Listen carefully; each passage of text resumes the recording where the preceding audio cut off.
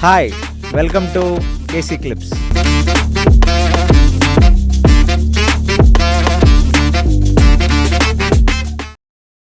A few years back, there was a drought in Rajasthan.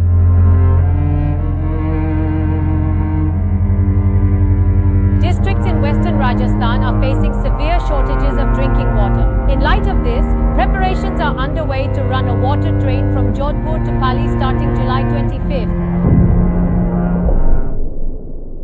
We heard from many sources that you have been to Rajasthan and you have rescued a lot of cows which were hit by drought, and many cows have killed. The main intention of this podcast with you, Swamiji, is cow for a metropolitan Indian and probably for a rural Indian also.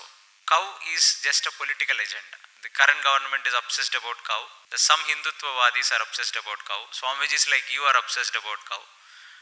But for a person like me who is working in an IT, for a person like anybody who is in cities or probably from smaller cities, cow doesn't come into our life here.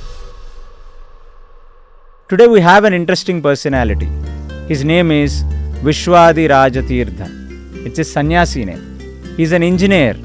He has studied his engineering from Manipal Institute of Technology. And then he has a spiritual journey which led him finally to take sannyasa from a well-revered spiritual guru whose name is Pejavara Shri. So let us understand from him what is the importance of cow. Hare Krishna, Swamiji. Yeah. So is cow has any importance in this world, or it is just a political stunt and Hindus have picked up cow as their identity, or what reverence does cow has in our culture?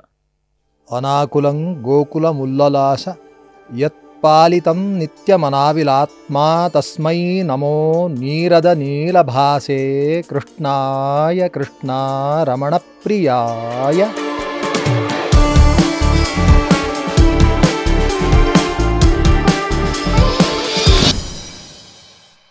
The cow has been revered in this land from time immemorial. There's no time in the past that you can go to where you can find that the cow is not being revered on this land.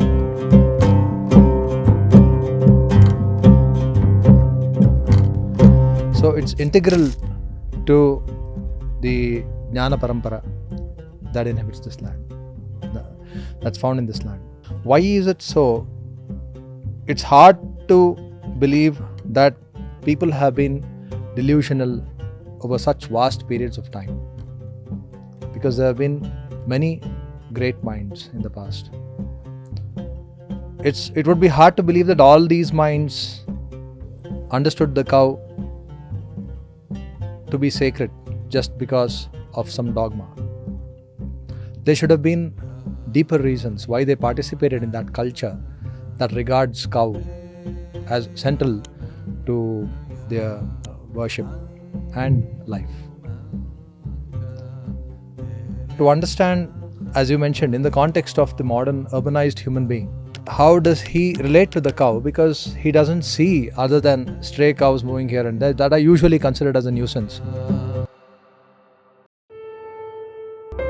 In Gujarat, especially 8 municipal corporations, there are strict penalties against people whose cattle stray onto the road, creating public nuisance and traffic jam. Even a cow loitering around like that would be a nuisance on a 6-lane highway. Yes. And it would be some kind of a disturbance to even watch the cow feed on the garbage, and the feed garbage. on the plastic.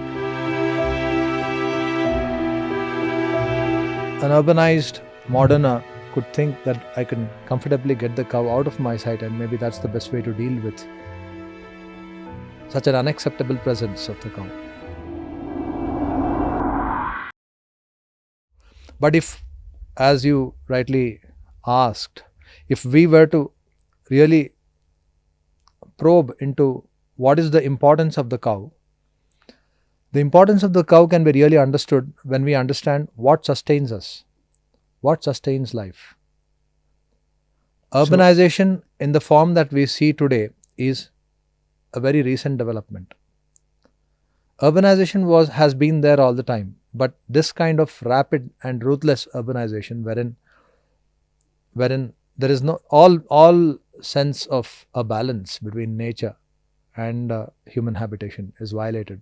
So this kind of ruthless urbanization is a very recent trend.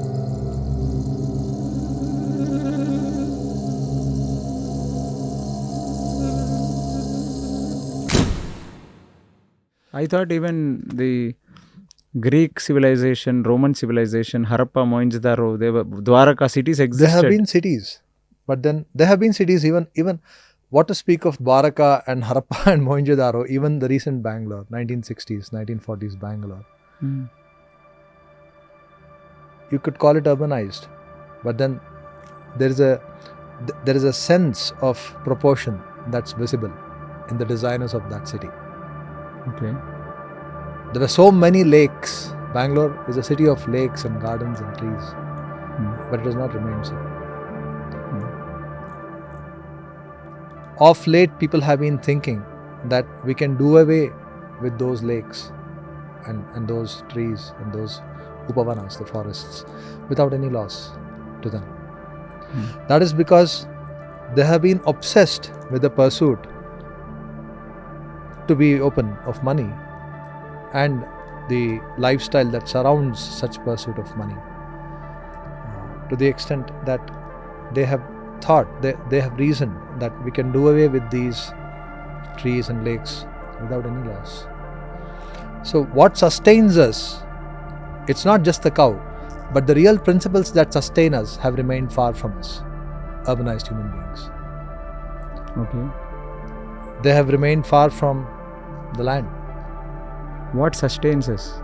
Yes, what sustains us? The land, it's Bhumi that sustains us.